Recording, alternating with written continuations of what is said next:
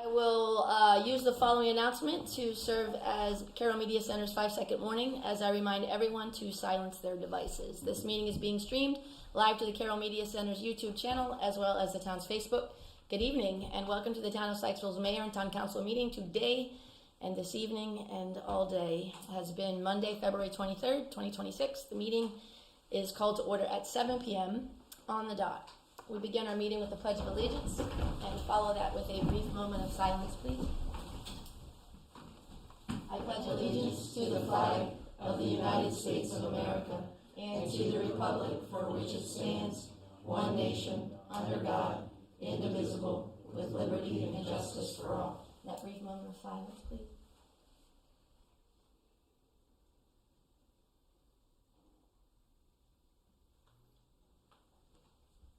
Thanks, everyone. All right, we start with public comments, and I'll turn to staff. Is there anyone signed up? Mayor, we have 3 signed up for public comments. I'm going to go ahead and introduce all of them at the same time, because I have a feeling they're all here for the same thing. Fantastic. Mr. Wally Thompson, Tom Hay, and James Meismer. Excellent. Will each of you be speaking? Very good. All right, so as you come to the podium, if you could introduce yourselves and let us know what organization you represent and your matter for speaking this evening. I will kick it off once Great. again. Thank you. And before I kick it off, Tom has asked me to pass out. Okay. I think this pertains to what he was going to say. I think I might be more too short for everyone to have. I'll let you pass those around if you don't mind.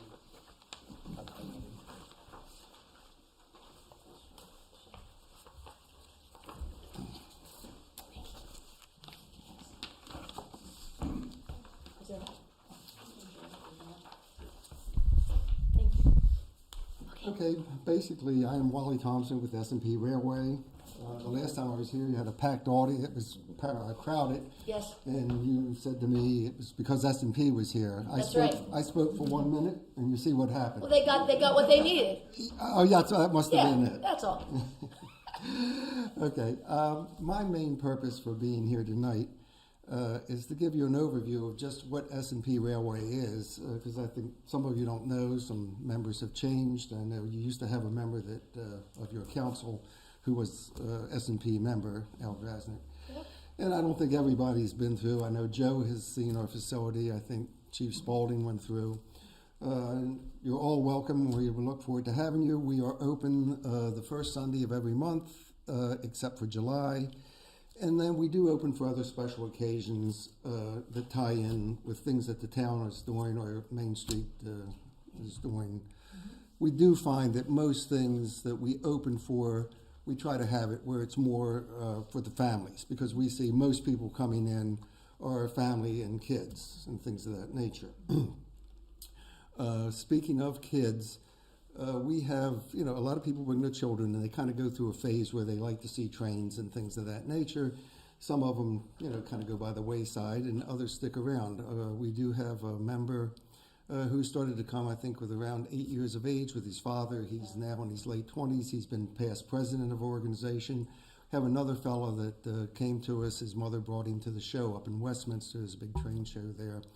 He saw our banner that we put up, and when he got to be of age, actually he waited till he graduated from high school, and he joined. He is now our secretary. So not only that, some young folks are doing this. They're, and going along and becoming members. And we do have several members now in their 30s, and I only bring that up, as you can see.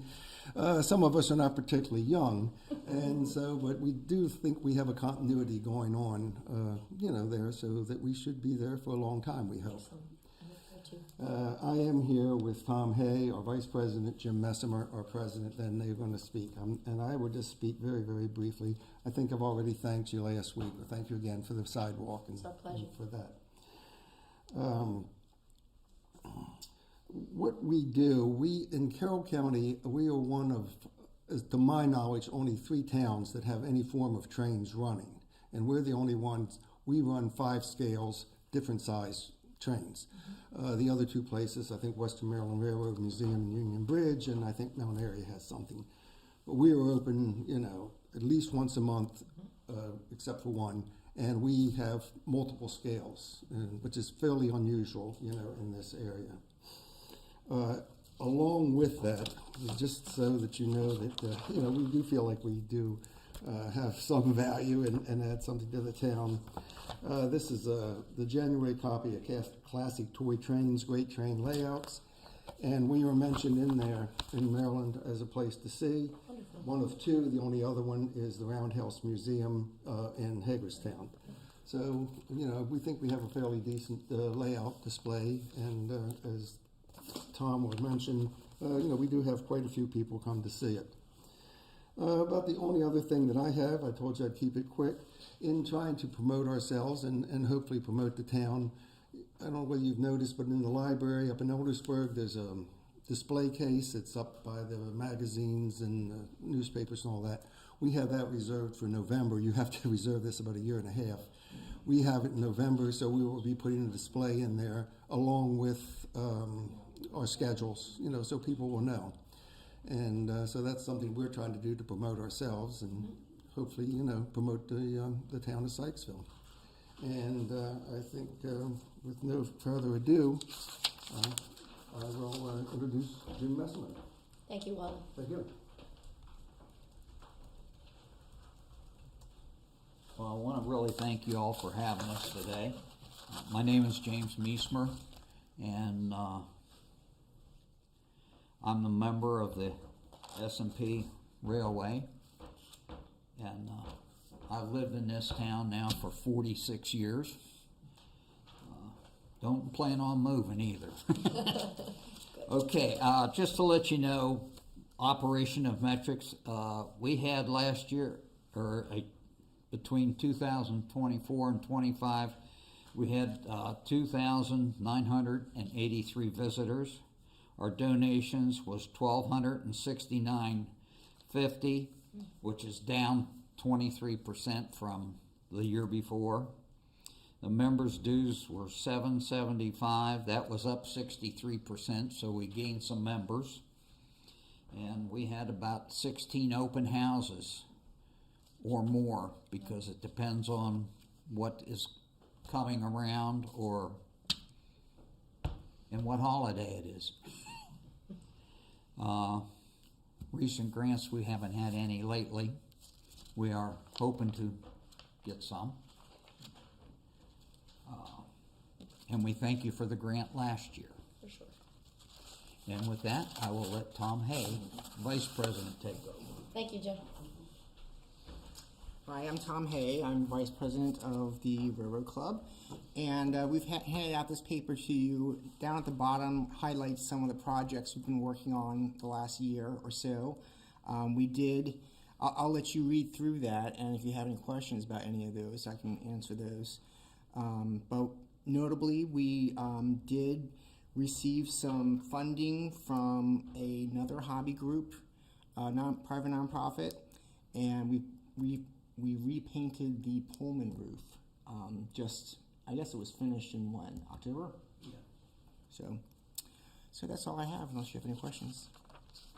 Actually, I have one. Your donations are down 23%. Is that a concern, or is that just an anomaly that you expect to occur? I think that generally we've seen the donations dwindle over the years. And I don't think that we have any really strong hypotheses on what that's about. Does it jeopardize your solvency, or are you okay? I think we're okay. For right now, we're okay. All right, thank you. Well, on that note, on number 3, he did say they do have that the change in visitor flow to do with the Santa on the caboose. Mm-hmm. That they saw an approximate 50% drop in donations that they historically have seen. So yeah. Well, that event is our busiest event. We got the most visitors there. I think that the total number was reported out to you after the event. Not sure I have it on me, but it was like 500 people, something like that, come through. And before COVID, people would enter into the Pullman and then go all the way through the Pullman and then go into the caboose. And after COVID, the crowd control set up so that people can just go right into the caboose without visiting the rest of our club. So there are folks that think that that is a driver to the drop in donations we get for that event.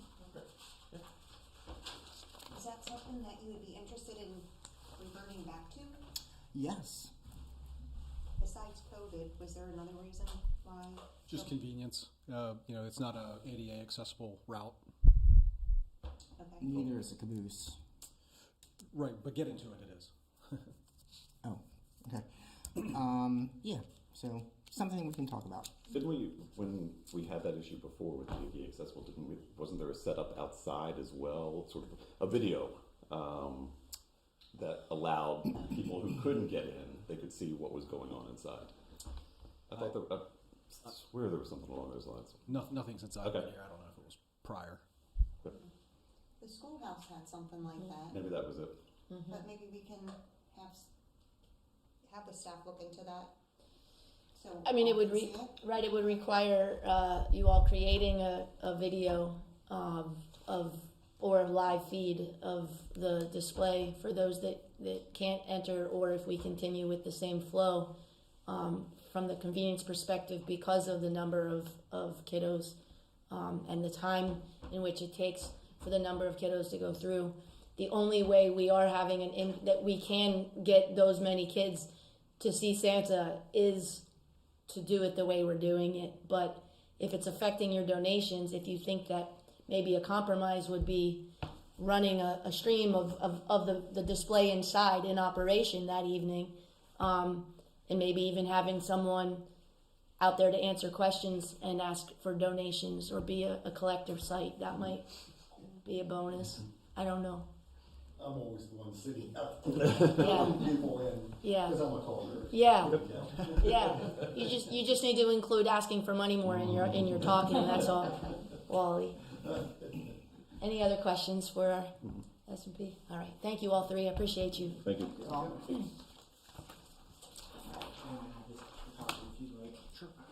Thank you.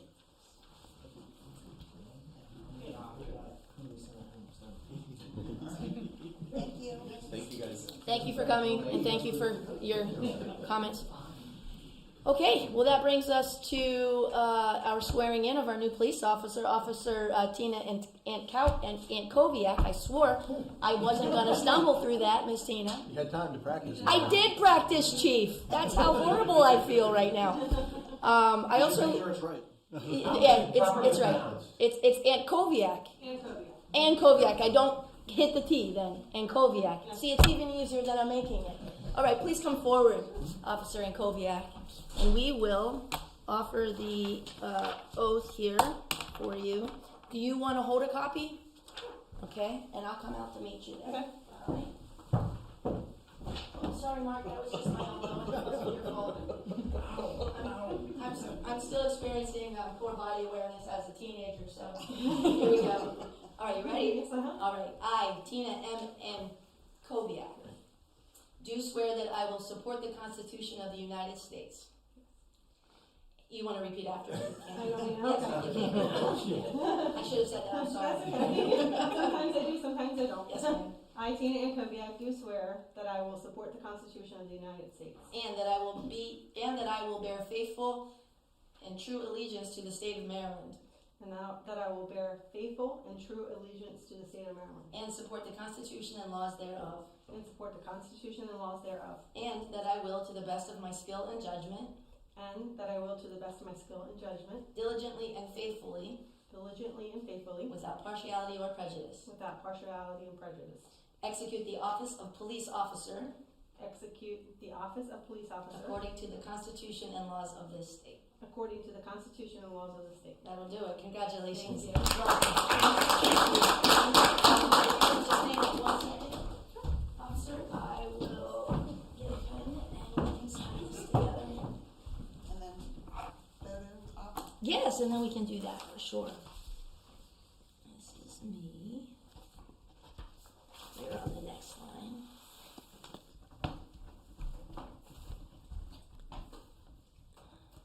Get your steps in tonight, Mary. I am, right? It's like I didn't know this was happening. All right, yes. I do, but I don't want any picture. That's okay. Yeah. I'll hold it there. Oh, okay, that'd be great. I was looking to Officer Hoppa for the vote case.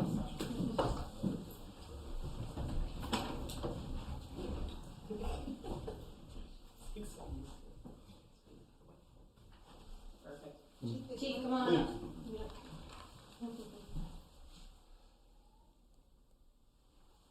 Excellent, thank you, Dan. Appreciate I'm you. gonna grab my coffee. Yeah, sure. And as I started to say welcome, and I just want to also just express how proud I am to have you aboard.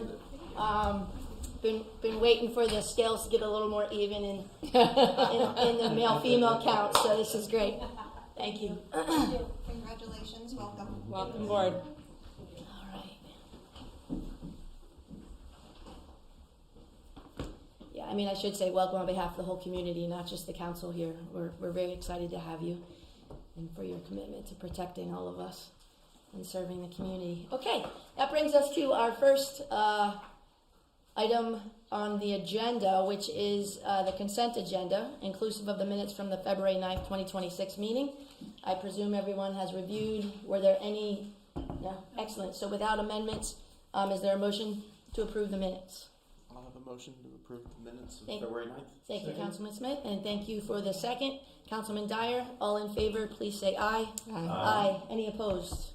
Okay, the consent agenda is adopted unanimously. Our first item and only item of new business is to consider, discuss, act on request to use Millard Cooper Park for the 2026 Juneteenth event.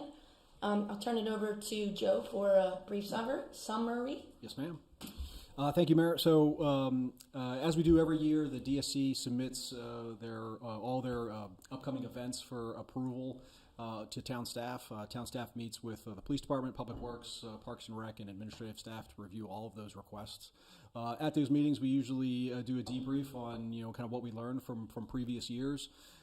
This particular year, the Juneteenth event is being asked to be in Millard Cooper Park again, like it was the previous year. And in our review, we determined that because this was the first year we did an event during splash pad season, that we did have to close the splash pad. So anytime you're going to use the park, the pad itself kind of becomes the amenity or becomes like an event unto itself.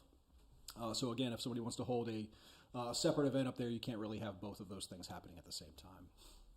So because of this issue and I guess the popularity of the pad and us wanting to keep it open as much as humanly possible, we kind of fell back to the policy we've kind of had since the pad is opened, is that we're just not going to have events at Cooper Park. We did issue the denial of the request for Cooper Park. There was an agreement with the DSC that we did locate an alternative location, being South Branch Park.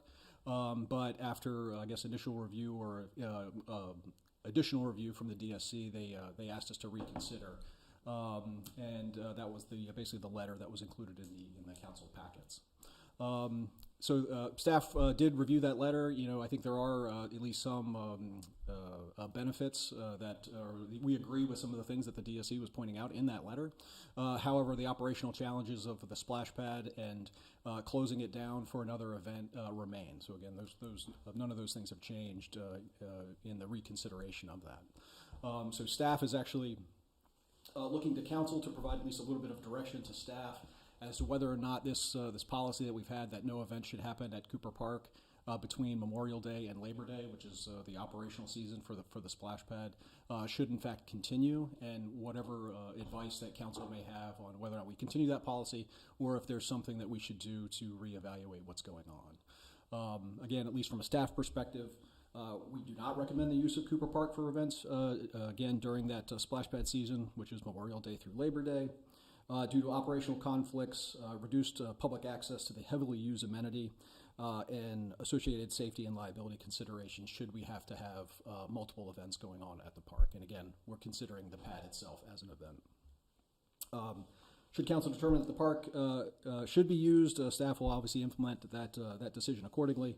But again, we're looking for a little bit of feedback from council on whether or not we continue the current practice that we're doing, which is no events at Cooper Park, or if you would like to see us do a deeper dive on how the park should be utilized by supporting events at the park, maybe without the pad being operated. Okay, thank you, Joe. I know this is usually when I ask council if they have any questions for staff, but I'd like to just maybe frame our discussion. It's a lot to cover this evening and a lot to consider, so I want to take a moment to frame the policy question that is actually before us tonight, because as Joe alluded to, it's much more complex than simply approving or denying a single event request. Last year's Juneteenth celebration was held at Millard Cooper Park, which I'm just going to keep saying MCP because it's got a lot of words to say tonight, and apparently I can't seem to get them to come out of my mouth. So at MCP during splash pad season, and it was that experience actually last year, that's the reason why we're here tonight. That experience is what revealed the need for a clear, proactive policy governing large-scale events in Millard Cooper Park during the months when the splash pad is operating. These are problems of progress. They're not bad problems to have, but they are problems that do need to be solved. So I regret that the policy discussion didn't come before us sooner in a more proactive way, rather than in a moment that some might frame as a reaction to a request for an inclusive celebration in our flagship park. That's simply not the case for our staff, and I know it's not the case for the council, and that we'll have a thoughtful decision rooted in policy decision making. And I just feel compelled to state that on the outset and put that matter to rest. The need for this policy predates the DSC's request for use at MCP for Juneteenth. The request simply brought the need to the surface. It is the natural outcome of not yet having a policy in place for how to manage large events in a park that contains a high demand amenity. So the pulling forces that we're navigating here tonight is real. We're being asked to weigh access against inclusion, and access to a heavily used public amenity at that, and inclusion in a community celebration that is deeply meaningful and rooted in history, culture, and belonging. This is the issue that belongs to the council today. It's policy. Specifically, should Millard Cooper Park be available for these large-scale events during splash pad season if those events require the splash pad to be closed? Because for an event like this, an event of this size, I mean to say, closing the splash pad is necessary. It is not feasible to run a large event and keep the splash pad open simultaneously.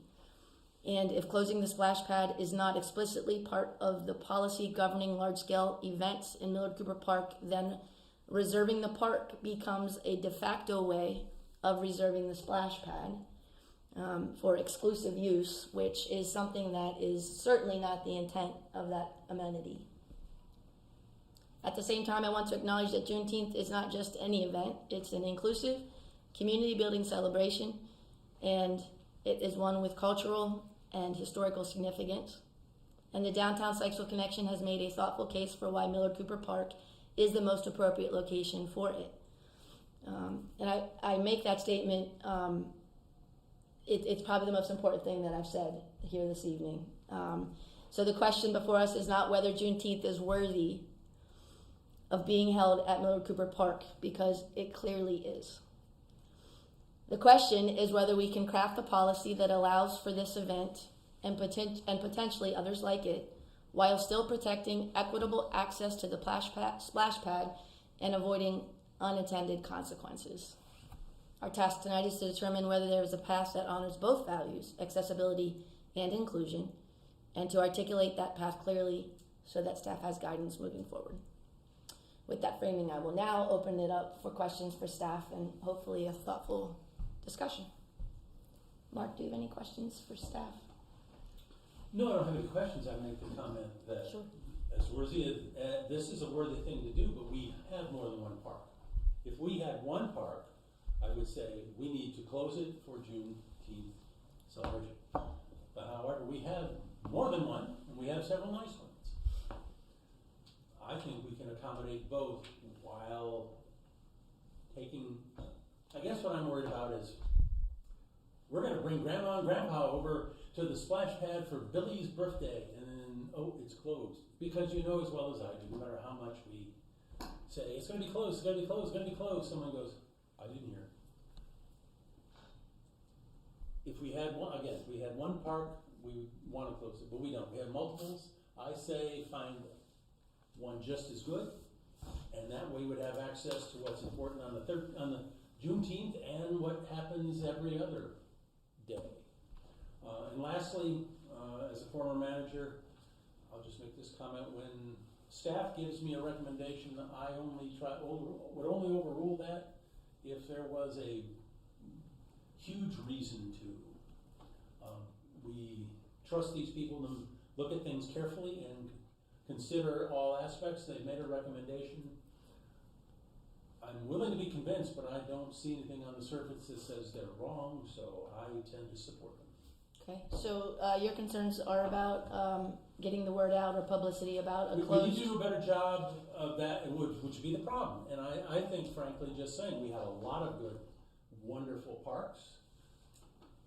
Why shut down one when we can go to somewhere else and have the entire park and still have both running at the same time? So you mentioned access. We're going to have to deny access one or go to another park and everybody can have access. I think we can accommodate both at the same time. Okay, so I actually would frame that in a question for staff as to what the explanation from the DSC and the JEDI committee was for the choice, as it was framed in their letter to us, for the ideal location being Millard Cooper Park versus South Branch Park as the... When I read through it, I did not see this one is on the planet Saturn, and it's going to be a long trip. It's just down the road. We're not this is not Texas. It's not 20 minutes away. Okay, so can I ask what other park in town has similar parking amenities, restroom amenities, and other amenities that Millard Cooper Park has that can be used for this? Well, as far as first of all, must it be a park, or could we close off a road as we have done many times, where there's a bathroom right there in the station house? What's it called? The visitor center. Visitor center. I guess what I'm saying is I'm trying to think outside the box. You want access to a bathroom? I know one. We've closed that road ourselves down and had a party there, so I know it's viable. It might not be big enough. Well, I don't know, but again, I actually have attended two of the Juneteenth events at Oklahoma Avenue. It was like I was in a roaster oven. It's just, there's no shade, and it's the middle of the day, and it was super hot, and it's June, and we can't change when Juneteenth is, so not that anybody wants to, but as far as the weather is concerned, it's a hot time of year. So I believe that's exactly why the feedback that came from attendees of the event, the 2 years it was at Oklahoma Avenue, even before it was beautifully improved, it still doesn't have a roof or any shade opportunity. Also, so that's that. As far as South Branch is concerned, as compared to Millard Cooper Park, I believe the feedback was truly more about shade and amenities, as far as a lot more seating, a lot more opportunities for vendors to be a part of the celebration. But that's the only feedback I can provide on their behalf. So I think thinking outside of the box has already happened, I guess is the best way to say that. And did I see that the Gatehouse Museum was going to be open and kind of collaborating? You did see that. Like, what is their role? I can clarify that. That's not entirely accurate. There is no programming right now for the Gatehouse. They're not typically open on Saturdays. That would be something that I guess could be discussed and potentially part of the celebration, but it's not something that is currently planned. Okay. Have we? Can you remind me if on like the 4th of July parades, like did we have to adjust the schedule, the splash pad at all? We don't, because the parade usually lets out right at 10 o'clock. Okay. That's when the pad usually opens, so Okay. the parade's usually already passed. I have a question for both of you. The summertime movies, what time do they start? The splash pad's always closed before the movies. But I was trying to remember the concerts, because when we had the concerts, they started at 5. Right, and then don't you have like a pre-event before the movies? where, the church does like face painting or whatever? But the splash pad has always been It's closed always past during 7 o'clock. Okay. our events. So I guess, I mean, I had the same question. I guess I'm not as clear, and look, I'm walking distance to Miller Cooper Park, and I, love that, wouldn't have to walk down the hill, but it seems, and I'm worried, it's kind of like a good problem to have. Like, we do have a lot of parks, and it seems like we default to using that one now for like too much. And so is there a way to look at this as an opportunity to seek amenities in some of the other spaces so that long term we have a solution not just for Juneteenth but for the use of the whole town? Whether it's, I know we keep looking at waiting for like what can we do down at South Branch. And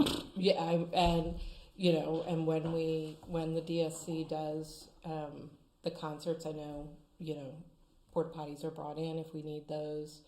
I would assume those could be into other venues. I know we have Carrie Dorsey Park. We have, I'd love to see kind of us look at this as a broader of how do we make more parks accessible to the growing things that we're doing in the town, as opposed to just making it easier to use this one space. And I don't know if there's maybe an opportunity to partner with the school, and see if the Juneteenth, if we really need an expansive ground or yard, is there a way maybe not to take away from the splash pad but move it to the fields at the middle school, where there is ample parking. And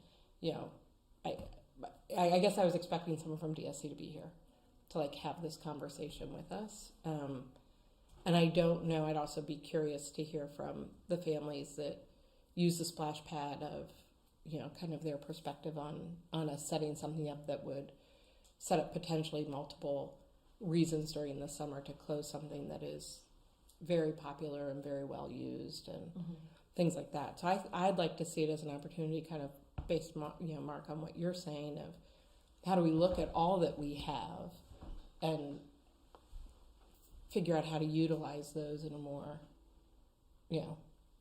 equitable way, or expand what we're doing. I mean, I love to have the problem, but I don't know that Miller Cooper can always be the answer for events. I know even like I know the churches do things there. I know, for the Easter egg hunt, that it's gotten so big, it's kind of like the hills there aren't necessarily conducive for, the kids. So if there was a way to use this to expand our opportunities in more facilities, I think that would be a great use of this. I was looking at it completely different. One of our core values is inclusiveness. And for me, if we're saying that we need to adjust because our splash pad is not going to be used for one day, that just does not sit well with me, because it's saying that an amenity takes precedence over inclusiveness. And if we have enough notice, put signs up, it's closed every Tuesday, okay? And it's not even open yet. So you have 6 months, not even 5 months, to let everybody know it's going to be closed on this one day. It's a Saturday, it's closed. We have a town event that we're sponsoring. It's in an area that is accessible with parking, but also it doesn't affect traffic into town. It's in the middle of the summer. People are going to go up and down Main Street to access whatever other park. I'm in South Branch. So I just think that this location seems like it's the best because it's not impeding on Main Street, the traffic, and the merchants. Because nowadays, when the station's going to be open, South Branch is going to be their parking spot. That's where everybody's going to be parking. So if we take this event and move it down there, now you're going to inconvenience downtown businesses. Yes, thank you. And the parking for people that want to come and use our Patronize town. the businesses, yeah. But then why not Carrie Dorsey? I mean, Carrie Dorsey has absolutely no- zero infrastructure. but is that maybe something we need? Well, yes, we So can then talk look about at that. it. You know what I mean? Harold Burkett would be a better would be a better open area, and it does have shade all around it. It does have the open field in the middle, but it does have shade all around it. But it doesn't have infrastructure. It doesn't have Lacks the parking. bathrooms. No parking. no parking. That was the other. It has some of one and less of the other. So with regard to your comment about the DSC not being here, that's why they submitted a letter with their explanation. And they did want to appear at my request my request was that they not be here. So as not to seem like they're trying to influence a decision, because it's a very sensitive topic. There has been a lot of background commentary that you're not privy to that has led to this being a very sensitive issue for the town and for our town residents. And the fact that some of you are thinking of alternatives to make this less inclusive is actually very embarrassing to me. So I'm not seeing them as less inclusive. I'm just saying, and maybe not having them here, I hear what you're saying, but I don't know what you're talking about. So I don't know what the reference is or what the concerns are. And so I think it's hard to then make a decision based off of not having that. So I would have liked to have heard from them to know, because in just reading it on paper, it seems like South Branch offers a lot of the same things that Miller Cooper does. And it just, and like I said, being close to Miller Cooper, it feels like there's less space there. Because it just feels like we keep putting more and more in that space. And so I want to know, like, I guess I don't totally understand from the letter. Were you able to attend last year? I was not. It was wonderful. It was. I heard great things about it. It's not. It's not that piece. I think it seems like you have information we don't have, and so it's hard to I don't understand think, what we're missing. I don't think you're missing anything. I attempted to frame it before we began discussing the matter about that there's two things that we're being asked to weigh against one another. It's simply the access to the splash pad not being interrupted during this event, and that's the policy that we need to be crafting. How do we make it so that whatever we believe is most equitable can be accomplished? Not where else can it be at this time, because those conversations, you have to trust, have been had with the Downtown Sykesville Connection, their Jedi Committee, and the town staff. It's why it's before us. It's before us because of the denial, despite the requests, despite the alternatives being offered. I don't think any of us are intending to be less inclusive. We're just literally I'm we're not saying don't do it. We're saying do it. But we're also trying to say not stop doing something else. It'd be different if we were to say, oh, we don't want a June 13th celebration. No, that's not what we're doing. June 19th. 19th, excuse me. We're not saying don't. We're just saying, could we accommodate both at the same time? But that's the issue that Stacy brought up from the beginning. We can't. So we can't have this, and per town's policy, we can't have the splash pad open if we're going to have a big event at Miller Cooper Park. Right, but there's a pre-assumption there that, okay, we're going to have it here, and therefore we can't. But it's not a pre-assumption.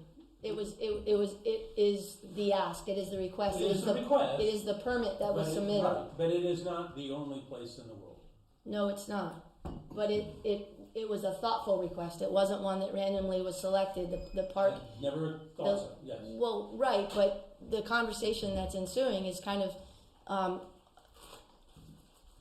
implying otherwise, that it wasn't a thoughtful request because these other alternatives weren't already considered. So I wouldn't care. I don't feel like I'm trying to be disingenuous. I feel like there's something. Well, but you're saying that there's not a consideration that it was thoughtful. No, you guys are trying to come up with alternative locations as if that hadn't already been discussed before the denial. As per the staff but it's report, hard when we're it not indicates part of those to know what was or wasn't. So you're asking us to make a decision where I'm hearing there's a lot of emotion behind it. In reading it, I'm not aware of the emotion or the concern. So I think I'm just seeking, for me, I'm trying to seek more information and Understood. look at what the opportunities are, not to stop one or the other, but to understand more details of it so that I feel like I can make an informed, I think, supported Are we ready for decision. public comment? Hmm? Are we ready for public comment? sure. I'd love public. I mean, that's why I guess that's why I was looking for DSC to be here to hear. Like, I feel like we're missing something, and I don't understand what we're missing. Before we do that, the staff report clearly indicates that the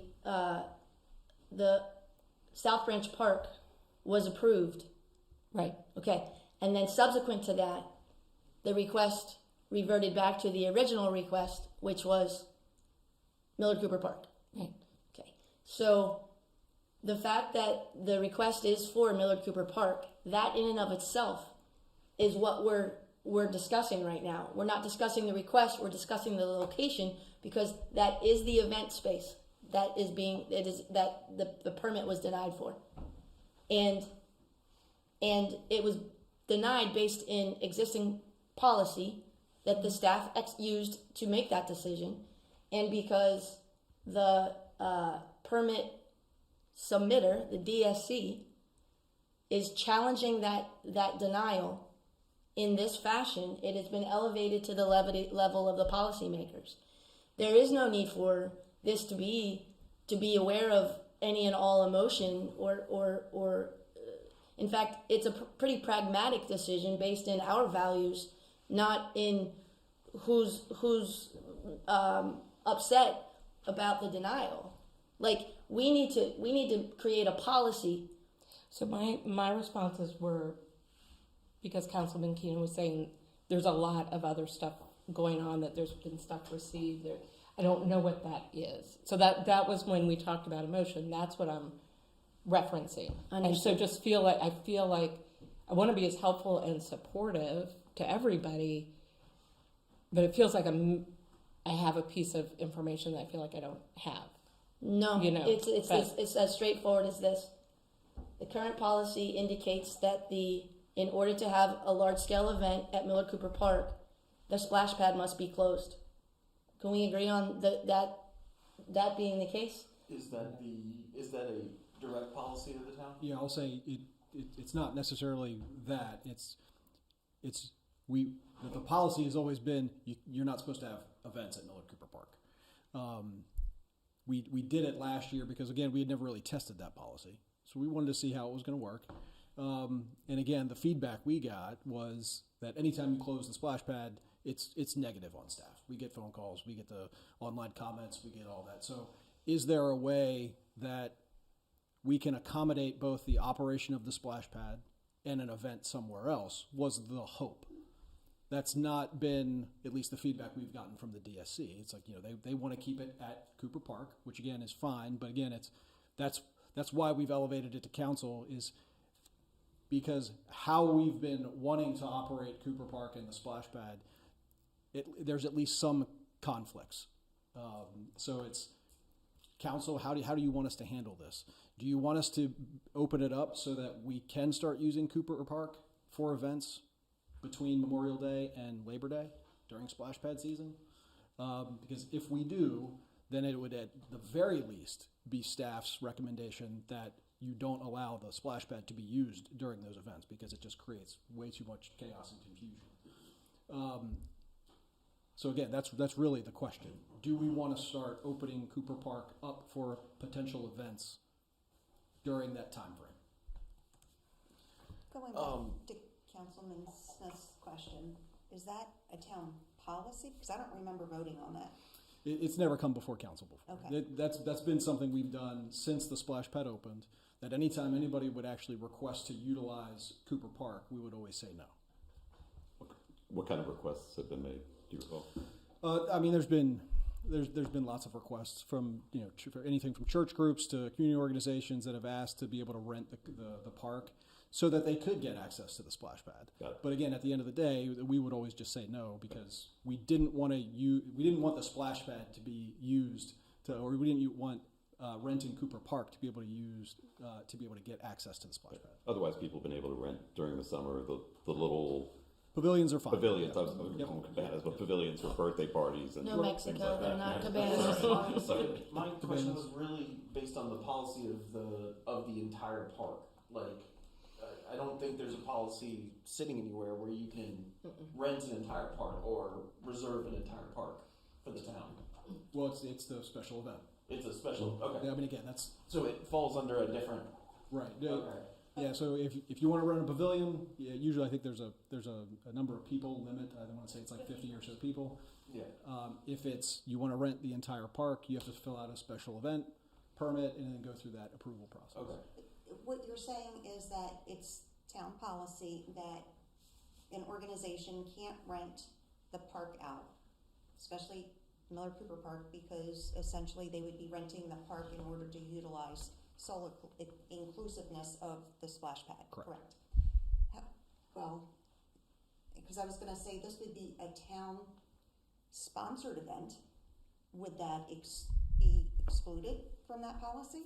Well, again, this is why we're here, Yeah, I mean, so that we can get clarity on how do you want staff to handle the splash pad. We have town-sponsored events on Main Street that we close down Main Street. Nobody can come up to you and say, hey, we want to close Main Street for an event. That's just not going to happen, right? Well, I mean, people can ask to close Main Street for an event. Well, they It can, happens all the time. But we're going to say no because I mean, I don't think that's true. If somebody were to come and fill out a special activity permit, just like or a special event permit, just like the DSC does every year, and they say they want to close Main Street, it would go through the same process that we always have to determine whether or not that's going to be an approved event. I just wasn't sure if it's a town-sponsored event, if that would just be excluded from the policy. Yeah, I don't think there's any provision that talks about, I mean, obviously town-sponsored events, there are events and we can do whatever we want. But, at the end of the day, it's like, we try to adhere to whatever policies we have in place. What's the criteria for you saying yes to somebody getting to close down Main Street for their event? Yeah, I mean, past practice, admittedly, I don't think anybody's actually requested to close down Main Street outside of the DSC.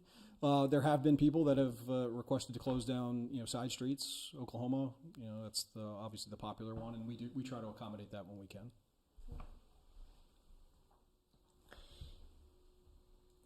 So, Can I just ask one more question for my clarification? So are DSC events town events or town sponsored events? Because you were saying town sponsored and you're saying DSC. So are they? Yeah. So according to our memorandum of understanding, any DSC event is technically sponsored by the town because we help fund the DSC. Okay. So just so. But it's not. Because I think that language it's also. not a town event. It's a DSC event. Right on. Okay. So, in an effort to move the conversation or the discussion, I should say, forward, I'm prepared to ask for a motion of some sort, unless council feels it necessary to open the floor up to public comment, if there's even public comment to be had. I'd appreciate public comment. A good thing. Yeah. Okay. Well, you'd have to. Do you have questions for members of the DSC? Yeah, I guess I just don't. Aside from the amenities, I guess I want to understand why this particular location versus the other parks or Oklahoma with with the fountain park or like I just feel like I'm missing something and want to be as supportive and make sure that as we advise staff that we're doing it with the most knowledge Miller possible. Cooper Park has all of the necessary amenities, space, shade. You beat me to it. I mean, it's not pretty aside from the implied. amenities. It is the amenities. It's probably the most family-oriented park we have that has all the necessary amenities for this event. So it's also having the playground equipment there. It's All of it. is important for Picnic the event. tables, shade. The restrooms. It's almost, I don't know how to describe it. It's almost like an island to itself because the road is like a dead end road, so you don't have cars passing through all the time. It's the spot for the town. I don't understand the problem of closing the splash pad for one day. I don't get it. I will pay for the signs. I've already offered that. I will pay for the signage, whatever it takes. I do not understand the problem of closing the splash pad for one Saturday for an event like this. I don't get it. Explain it to me. And so that's why a policy would have to be inclusive of how we would have to be inclusive of guidance for the staff to permit, in my opinion, what I would like to refer to as events that are rooted in cultural significance and community inclusion and broad public benefit. That would negate a large-scale family reunion. That would negate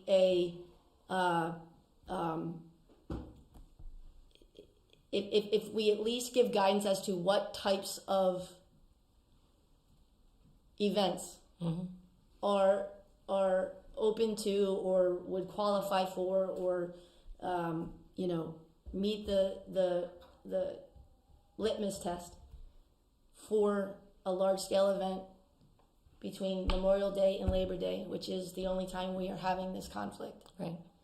Then I think we could, if that's what we want, then I think that's the guidance that the staff can take and run with. And that's what we're tasked with doing today. I like everything that you said, but some of those are subjective. Like, I would rather it be clear cut that if it is a town-sponsored event, that is excluded from the policy.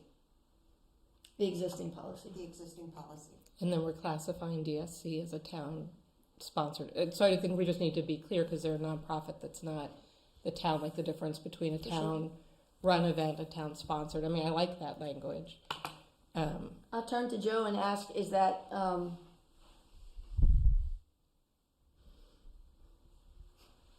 from a legal perspective, is that something that would be advised against because it in and of itself becomes exclusive or could potentially be challenged by other event permit submitters? Yeah, I don't know. I'd have to consult with the town attorney. From a legal perspective. Again,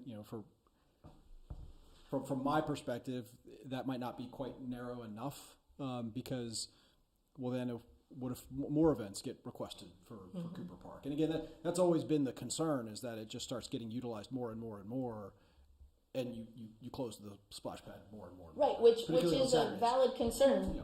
So I would also say that any policy that is made about that also has a limit on the number of events that could be held between that time on Miller Cooper Park. Like once we've hit 3 events, for instance, Sure, that's it. I'm sorry, but yeah, I like that. And the events go through an approval process every year. These are submitted the year prior, Right, yeah. By I want to say November 15th. yeah. So it's you're predetermined, but it's also it's to Joe's defense. Like he's trying to close it once a week, every Saturday, right? He can't close it every day like that. Well, it's So already there- closed whatever so having a- Tuesday for maintenance. Yeah. Right. Tuesday. But again, we try to keep it open on the weekends, obviously. Right. Right. Well, But and having I- a limit on that might just and help if to there's- just narrow the policy. And I like that. And I guess I'm wondering also, and can this also open up that discussion to what amenities are there that are not elsewhere that we can start looking at investing in so that there are more opportunities in the 7, 8, how many parks do we have? there's 11. 11.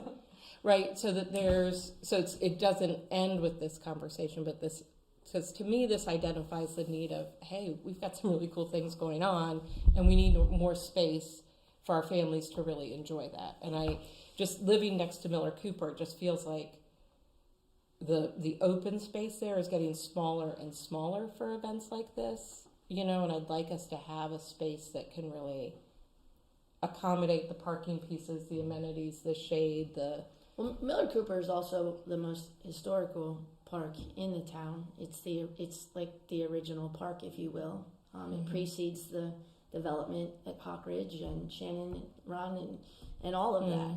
All of these other parks, with the exception of one that's outside of town limits, you know, exist because of them being built by a developer as part of the town. The construction at the time, the development at the time, which is why they are lacking in the amenities that this one has.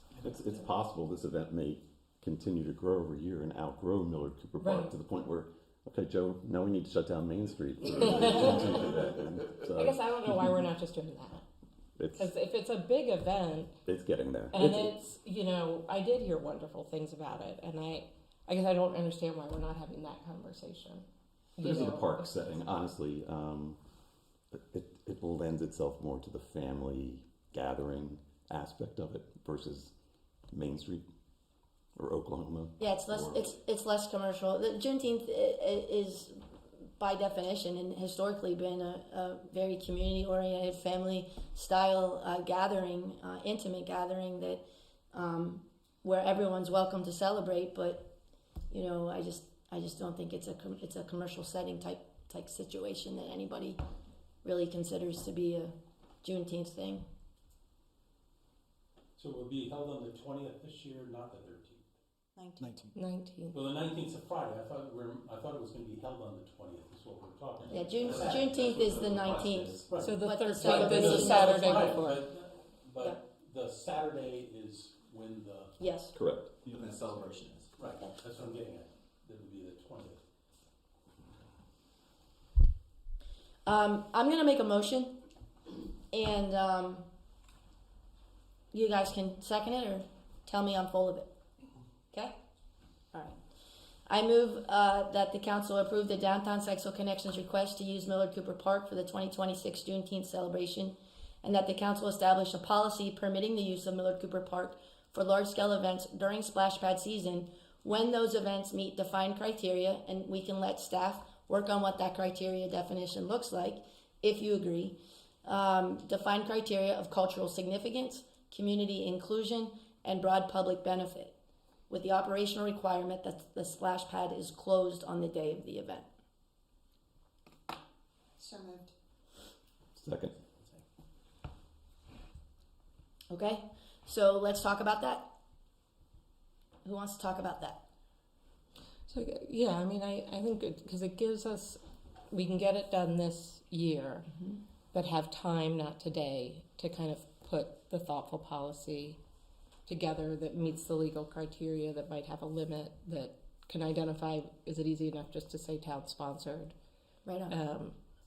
But then, like I said, and I know it doesn't need to Well, be let's an talk about emotion. that. If And how want do we to look amend- at what I don't think it needs to be in this as much as just we're doing this with a commitment to what does the town need to do this kind of event or others with the resources that we have, and where do we need to build more infrastructure, Agreed. you know, to support the use of the 11 parks, you know, and be open to if it is something that becomes, you know, Main Street and South Branch and the Fountain and whatever. We can make it as big as we want. Like I don't want us to limit like you know what I mean? I don't want us to just focus on solving this, but to solve to look at the bigger issue of we need more space to do this. Well, the conflict only exists at Miller Cooper Park because of the heavily used amenity in the splash pad.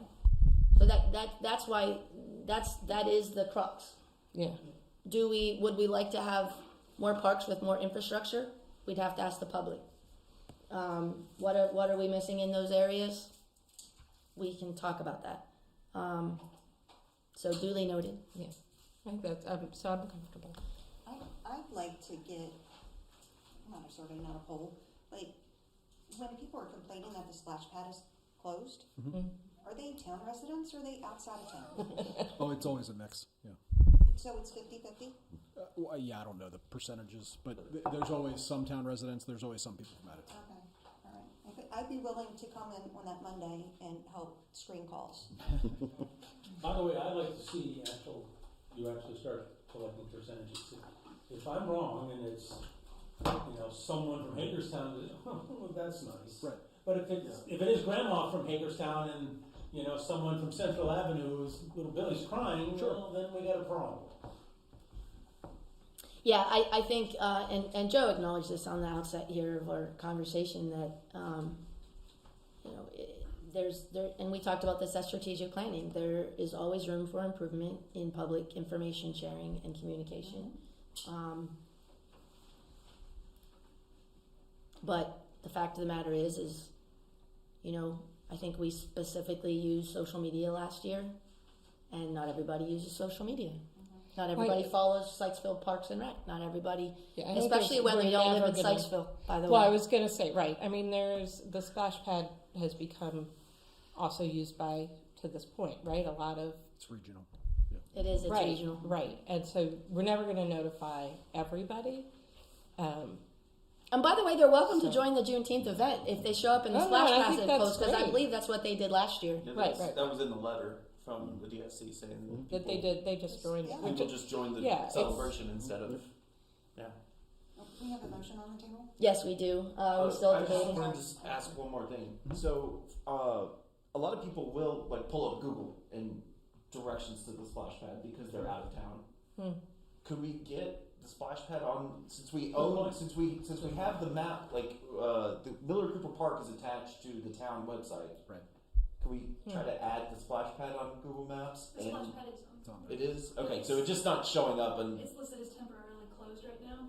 Oh, okay. It's the off-season. I bet you I would have to put it in there and then search it. So that day it will show up as closed. Yes. And so you work on adding hours and stuff like that as it's... Okay, cool. Awesome. It's very temporarily closed right I just now. wanted to check. We'll see about that.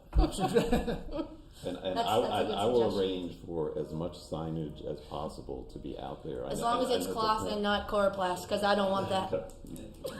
I will make sure. Okay. Well, I guess on the emotion side, I would ask then, because I do feel like there's information I don't have access to, and if there's a way, as the town, being a town-sponsored event, that we can support, message, do whatever we need to do to address whatever else is going on, I guess I feel like I feel like I'm missing something, Sure. and would like to be supportive of the event and supportive of the messaging and supportive of our residents. And so if there's something else separate from just approving, this year's use of Miller Cooper, I guess I'd like to figure out how we look at that too. Okay. So there's a motion on the table, which I will repeat for the record.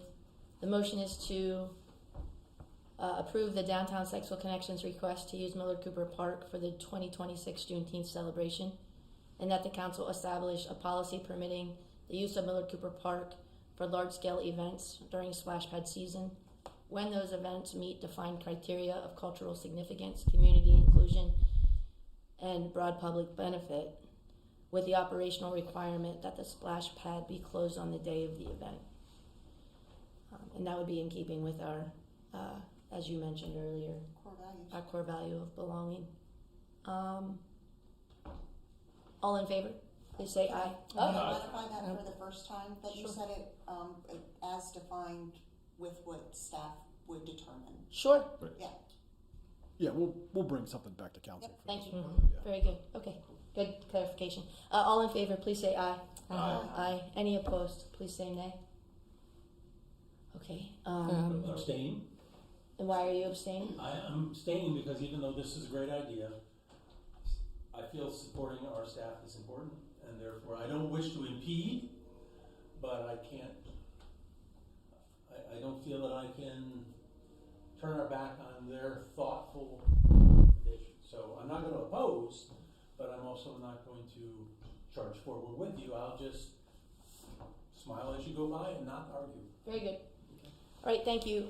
So that motion passes with a vote of 6 in favor and 1 abstention. There you have it. Okay. I just want to thank the council because I appreciate the thoughtful discussion this evening. And we did it very maturely. Well, I mean, that's Except what for open me. government is. I mean, at its core, it's a question about how to balance accessibility and inclusion, and it's one of our most beloved public assets, you know? And so I just, I don't know, I just feel like our decision, it reflects a shared commitment. I don't know. I think it's possible to honor accessibility and inclusion at the same time. And I think that's what we just did. Okay. So thanks again for your work. That brings us to our announcements and reports, with which I will begin. The next meeting is Monday, March 9th. Dear God, it's already March. We have volunteer opportunities available on the Historic District Commission, Planning Commission, and as a crossing guard, and on the Police Auxiliary. If interested in any of these opportunities to volunteer, please email town@sykesville.net. Staff updates begin with Joe, and we have a budget update too. Thank you, Mary. Yes, we'll start with the budget update. So again, the reason everybody had the the Excel document on the available documents, and then the PDF link there on the agenda. Normally this time of year we would do a budget revision in evaluating our budget. There are obviously some categories that could be amended and could be adjusted. However, the overall impact to the budget was going to be relatively small. So what we did was we went through and actually made line item adjustments within the departments. I just wanted to show them to the entire council so that you saw that what we were doing and what small adjustments we were making, at least at this time, so that when you get the treasurer's report next month, it doesn't show something different than you've been seeing all year. So again, at the end of the day, all the departmental totals are still exactly the same. It's just some of the line items are being tweaked a little bit. There'll still be another budget revision as we get closer to the end of the fiscal year, but again, because normally we would do it right about now and we didn't really feel like it's necessary, I just wanted to give council that update on at least that budget. So if anybody had any questions about that, it was all the expense side. There were no adjustments to the revenues. If anybody saw something that was highlighted that you have a question about, I'm happy to answer it. But again, these were, at least in our opinion, relatively minor and didn't rise to the level of an official budget revision. Agreed. Okay. If there are no questions about the budget, I'll move on to just say, wanted to give a public acknowledgement of our public works staff, again, for a well, let's call it maintained event, snow event over the weekend. Again, those guys work an incredible number of hours anytime it snows. So this event was certainly much more manageable than the one we had previously. That just goes to show you what just a few degrees in temperature will do, particularly right after the event. When it rises above freezing, it goes away very quickly, unlike the last event that stuck around for weeks. So they thought that I needed to go to work today. I know. Always up and down my road. There were several folks that thought they were going to have a day off on Monday, and that just did not happen. Sorry, Charlie. So again, we wanted to thank Derek and the team for another well-done event. Quick update on the construction on the south end. Again, we kind of knew this was potentially going to be an issue when we decided to do a construction project in the middle of winter, but the weather has certainly had an impact down there. They're trying to get back on track, but we have not made the progress that we're hoping to make. We still hope to have it completed relatively within the same time frame that we thought.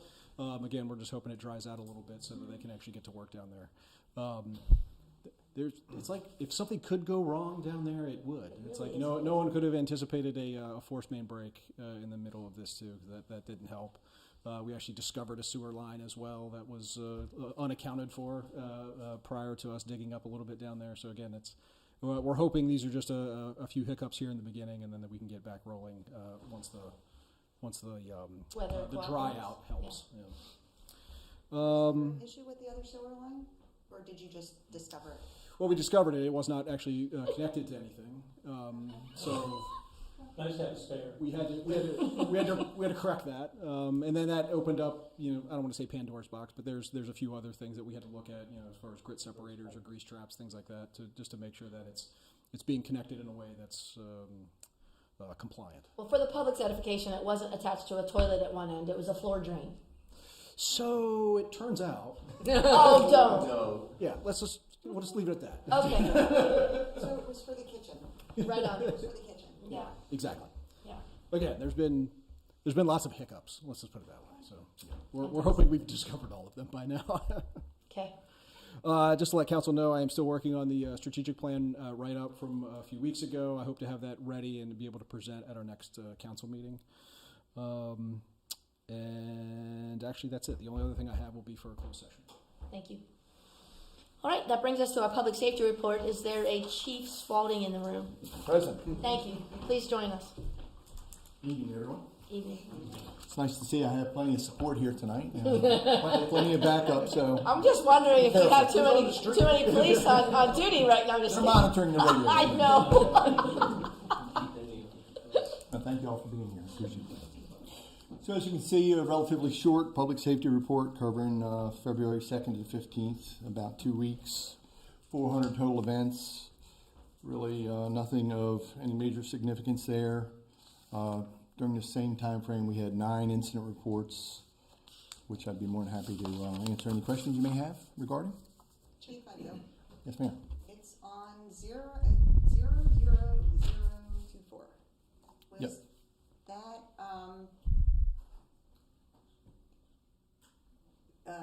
Natural causes. thank you. Yeah. Explain. I couldn't get that word out. Sergeant Kirkner actually began chest compressions in that particular incident, so very recent. It's just one of the many things our police officers have to go through from time to time. So, Chief, I have a question kind of related to the one from last time we met as well. It seems like there's an escalation in outside of intensity of some of the response or supports outside of now the assist other agencies. Or is there a concern of escalation outside of Sykesville of events or activity? No, I don't think there's a concern. Again, we monitor it very closely. When our officers respond outside of town, there's always a legitimate reason for them doing so. We monitor, how far they go. But there's generally a need for assistance when our officers do respond. And as I've said before, it's a two-way street. They're here to back us up when we need it as well. So I don't think there's a concern there. It's part of doing business in a small town. And like the last time our in-town seemed a little more intense to me, and then this time it seems like the external. So just want to make sure we're... Yeah, we monitor it very closely. Okay. Any other questions for Chief? Yeah, I have a quick one. That woman that your question made me think of another one. I'm just looking for a magnitude here. You said it is a two-way street. I understand that. Is the traffic on both sides of that street approximately the same, or are we getting more? For every external activity, do we get a roughly equal amount of assistance the other way? I would say so, and Joe and I have talked about this before. There is a way, I think the lieutenant has done this for me in the past, a way for us to gauge those statistics from when other agencies respond into town to back us up. And if that's something you're interested in seeing, then we can make. Well, no, I'm okay with just a qualitative. Yeah, you feel like. I just don't want it to be one-sided. I do understand we want to assist other agencies. Sure. But on the other hand, if we're always giving and never getting, then I have a problem. If you're saying no, I feel that it's a fair balance. For every time we send out, we get something in. Then I don't need to know numbers. I just want to hear from you. Yeah, I feel that it's balanced and that they're supporting us as much as we're supporting them, and that's all we need to know. I do feel that, and we've had either a deputy and or a trooper at every one of our major town events last year, to sometimes one of each, to support us when we requested it. We have an awards banquet coming up where the sheriff's department and the state police are going to handle our calls for us. So it's a very, very even street. I suspected that was the case. I just wanted to hear you so I can. Well, if it's somebody good for says, the public "Hey," to hear. I can go, "Oh no, the chief feels that we're getting good reciprocity here, and, for every give, there's a take. If I thought we weren't getting return on investment, I would put an end to us going outside of town, but I feel it's very, very equitable. All I need to know, thank you. Thank you. Oh, I do have one. On 020, the crash involving departmental vehicle, how bad was that? I didn't do it. I know. It's funny because I was like, "Oh, that was Lieutenant's vehicle. I can feel it." And Joe confirmed today that it was, but it also had involved a fire truck. It was a very hectic scene. It was an active call for a house fire. Okay. Lieutenant Kilgore, to his credit, was the first unit on the scene. And you know how the fire department is, God bless them, but they showed up with 100 different pieces of apparatus. And as it turns out, one piece was parked very close to Lieutenant Kilgore's truck. And in an effort to move the vehicle, the fire truck pulled away and did some minor damage to both the fire truck and Lieutenant Kilgore's vehicle. So, which they've already taken care of through insurance. Okay. I think it's at the shop now, I believe. Yes, yes. Awesome. Chief, that leads me into another question. When other agencies come into town, like a fire trucks come in or EMS. medical, do they notify the police department? We get a email from the Emergency Operations Center anytime fire, rescue, or the Sheriff's Department comes into our town. So we're notified through email. It puts a burden on the officers to be monitoring their email while they're patrolling, but we are notified. Sometimes you'll hear it over the radio, correct, if there's a call that goes out. But if not, we get an email every time a county, fire, or police, fire, rescue responds into town. That way, if you're in the area, you can maintain traffic and so forth like that and assist. Okay. Yep. The reason for that is because we're not on the same CAD system or dispatch. So we set that up years ago to help bridge that gap. So that if we were all on the same radio channel, we would hear what everyone else was doing. But since we're not, they made this patch to at least notify us through an email every time they respond into town. So Fire and EMS are separate than police. I was going to ask, why don't you merge? But you can't. Okay, got it. Thank you. Sure. Anything else? That was rapid fire though for you, Chief. Bring it on. Anything else? Yes, sir. Thank you. Thank you. You're welcome. Alrighty.